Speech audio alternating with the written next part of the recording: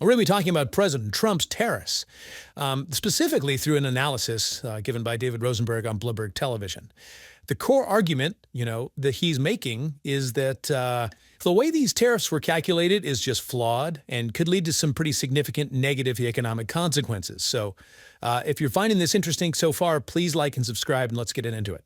So, Rosenberg is really critical of the way these tariffs were put together. He says the White House, essentially just took the U.S. trade surplus with another country and divided that by the total value of that country's exports to the U.S. And that's how they came up with these so-called reciprocal tariff rates. They claim these rates are supposed to kind of mirror what other countries are charging us, right?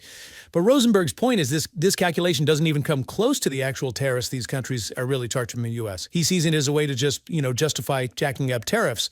And the really striking thing is the huge difference between what the tariffs actually were and what they ended up being. He gets some examples that are pretty wild. Like he mentions Germany and France. They had average effective tariff rates of around 2%, but they got slapped with the 20% tariff by the Trump administration. Then get Japan. Same thing about 2% average rate, and boom, they're hit with the 24% tariff. This just seems totally illogical to Rosenberg. And another thing Rosenberg points out is this shift in who we're targeting in this trade war. He says it seems like we're moving away from, picking on Mexico and Canada, and now it's all about Europe and Asia. He does mention that Canada, at least at the time he was talking about this, they hadn't been hit too hard by these tariffs, in sectors like automotive, steel, lumber, all that stuff. But he does stress that things could change really quickly, especially with the Trump administration. It's like, you never know what they're going to do next, right? And this brings up a really important question. How connected is the global economy, really? Like, even if Canada isn't directly targeted, right? Rosenberg is saying their economy is super reliant on the U.S., but it's also affected by, what's happening globally. He specifically mentions how the Canadian dollar is sensitive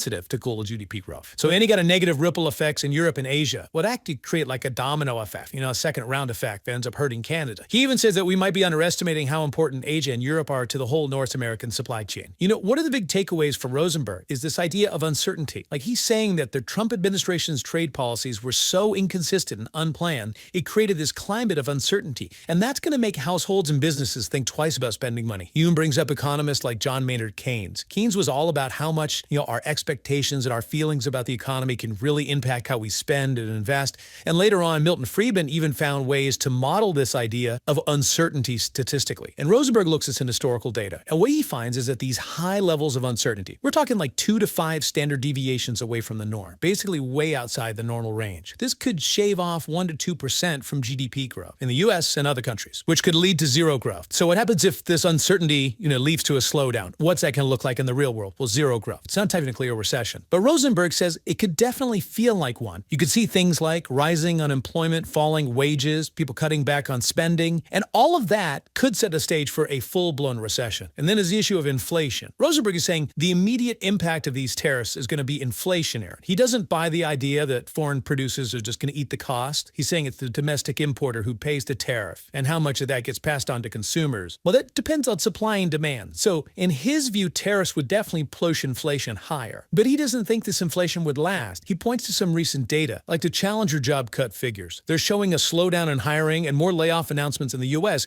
And even though it's not showing up in unemployment claims yet, he's saying there are cracks started to show in the labor market, which would mean workers have less bargaining power. And this would prevent those tariff-driven price increases from turning into higher wages. So basically, it would limit how long inflation sticks around. He reminds us that inflation was so sticky in 2021 and 2022 was partly because the labor market was so tight back then. And Rosenberg is also predicting a drop in real personal income in the U.S. because of these tariffs. And he thinks that's going to hurt consumer spending, which is a huge part of both the U.S. and global economies. He points out that America's big trade deficit is because we love to spend money. His prediction is that a recession would force people to cut back on spending, which would mean we're importing less stuff. So the trade deficit that President Trump was trying to get rid of, it might actually shrink because of a recession, not because of the tariffs. It's kind of ironic when you think about it. And Rosenberg sees these policies as a step backwards towards what's called a mercantilist approach, which is this old economic idea where it's all about maximizing exports and minimizing imports, even if it means screwing over other countries. He argues that this goes against the principle of comparative advantage, which was championed by Adam Smith and is like the bedrock of modern economics. This principle says that trade is mutually beneficial. He didn't compares it to the McKinley tariffs of 1890, which were praised at the time. But they happened during a period when the U.S. was in recession for more than a third of the time, and he reminds us that those tariffs were totally repealed just a few years later in 1894 by a new administration, which makes you wonder if the current tariffs are really here to stay. So what about this idea of bringing manufacturing back to the U.S.? Rosenberg is skeptical about that too, mainly because he thinks everyone knows these policies aren't going to last. He sees signs of weakening support both from the public and from Congress, like the Senate voted to roll back tariffs on Canada. That was a bipartisan vote.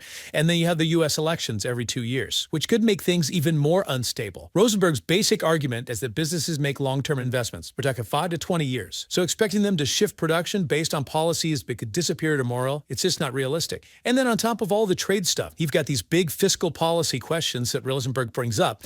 He was saying that the U.S. government was going to hit the debt ceiling at the end of May, which could mean a debt crisis like what happened back in 2011. And he thought it'd be really hard to raise the debt ceiling because the Democrats wouldn't support it. And even the Republicans were divided. He used the example of those Republican senators voting with the Democrats on the Canadian tariffs as proof of that division. And then there's the issue of Trump's tax cuts. Those were set to expire. And there was talk of extending them and even expanding them. They were talking about cutting the corporate tax rate even further, from 21% down to 15%. And all this is added to the uncertainty. Rosenberg warned that all of this uncertainty about trade and fiscal policy, it could trigger a financial meltdown like what happened in 2011. So what was the bond market saying about all of this?